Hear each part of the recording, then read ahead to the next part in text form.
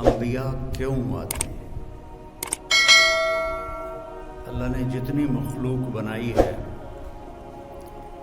اس میں صرف انسان ایک ایسی مخلوق ہے اور جنات جن کو اللہ نے امتحان کے لیے پیدا کیا ہے۔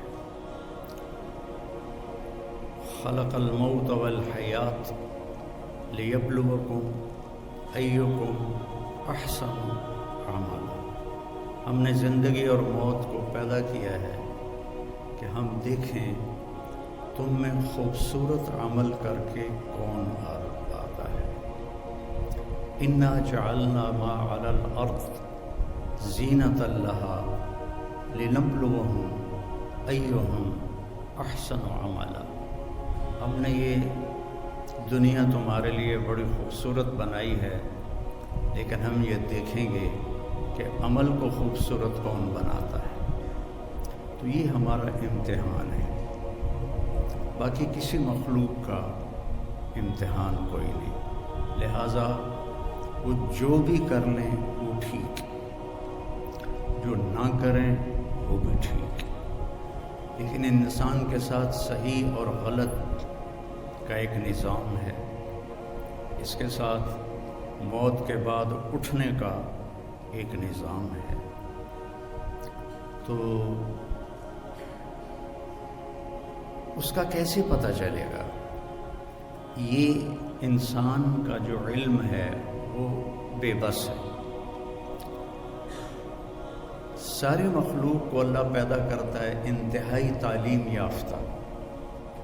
ربنا الذی اعطی کل شیء خلقہ ثم ہدی، جس نے ہر مخلوق کو پیدا کیا اور اسے زندگی گزارنے کا علم دیا۔ انہیں پورا علم ہوتا ہے۔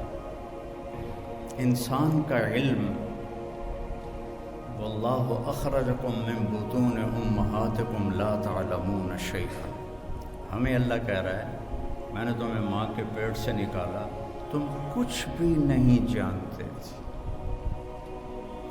چڑیا کے بچے کو اپنی زبان سیکھنی نہیں پڑتی، ہم اپنے بچوں کو سکھاتے ہیں۔ چڑیا کے بچے کو، کسی بھی پرندے کے بچے کو آپ بند کر دو، کسی سے نہ ملنے دو، اسے اپنی زبان کا پتہ ہے میں نے کیا بولا۔ انسان کے بچے کو بند کر دو 2 سال، وہ گونگا ہو جائے گا، اسے ایک لفظ بھی نہیں آئے گا۔ تو اللہ تعالیٰ کہہ رہا ہے تم کچھ بھی نہیں جانتے تھے۔ فَجَعَلَ لَكُمُ السَّمْعَ وَالْأَبْصَارَ وَالْأَفْئِدَةَ لَعَلَّكُمْ تَشْكُرُونَ، پھر تمہیں علم حاصل کرنے کے آلات دیے، آنکھیں دی، کان دیے اور دماغ دیا، عقل دی، تاکہ تم حاصل بھی کرو، شکر بھی ادا کرو۔ پھر ہم جو علم سیکھ لیتے ہیں، اور آج علم کی بڑی انتہا ہے، لیکن علم ایسی چیز ہے جس کی کوئی انتہا نہیں۔ دنیا ختم ہو جائے گی اور علم کا ذرہ بھی کم نہ ہوگا، چاہے وہ کسی بھی شعبے کا۔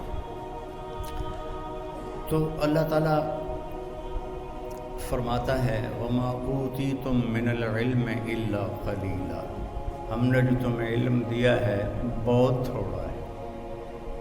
اللہ نے یہ نہیں کہا جو تم نے سیکھا وہ بہت تھوڑا ہے۔ وَمَا تَعَلَّمْتُمْ إِلَّا قَلِيلًا، جو تم نے سیکھا ہے نہیں۔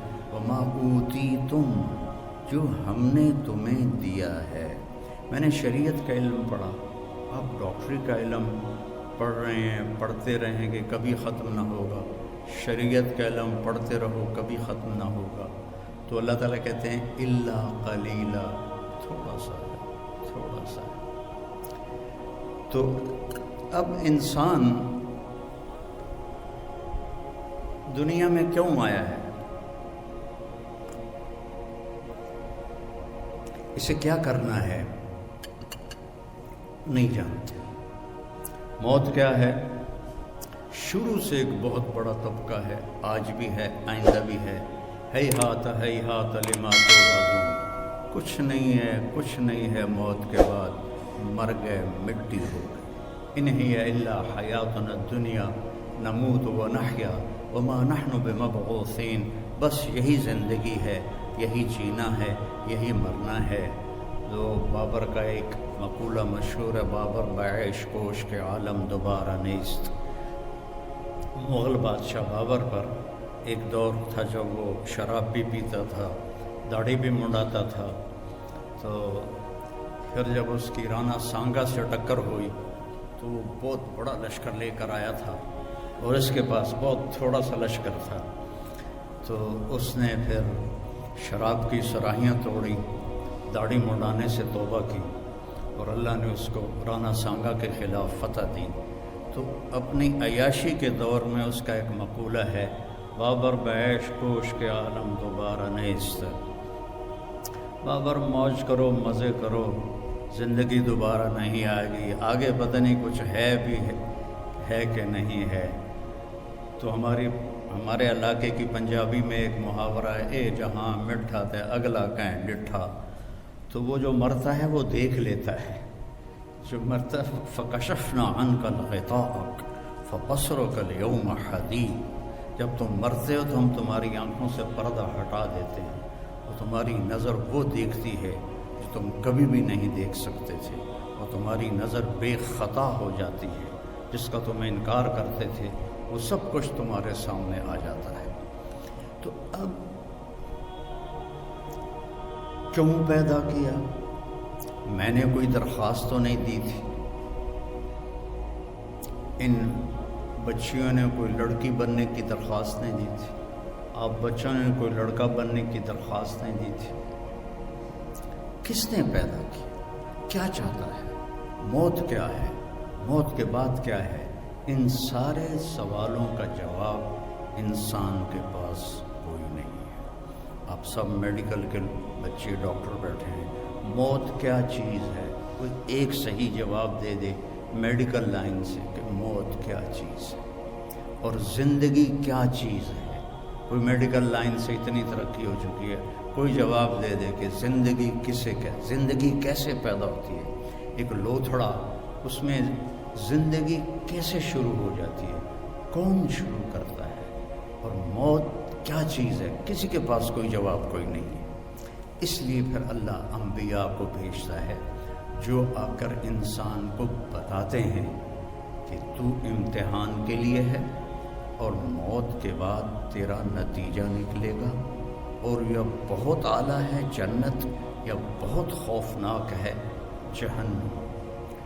جنت کا یہ میرا نوخن تو پچھلے بچیوں کو نظر بھی نہیں آئے گا، یہ سامنے والے دیکھ رہے ہیں. میرے نبی کا فرمان ہے اس نوخن پر جنت کی کوئی چیز رکھ دی جائے، کوئی پانی کا قطرہ رکھ دیا جائے، کوئی گھاس کا تنکا رکھ دیا جائے، کچھ کیا آئے گا اس کے اوپر، اور اس کو ایسے میڈیکل کالج میں لا کے رکھ دیا جائے تو زمین سے لے کر آسمان تک خوشبو پھیل جائے گی اور چاروں طرف کائنات میں اس کی وجہ سے روشنی پھیل جائے گی. وہ کیا چیز ہے؟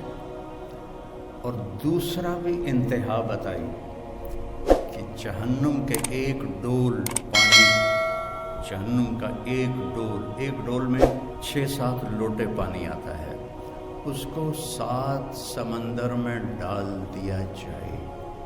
میں نے سارے بڑے سمندروں کا سفر کیا ہوا ہے.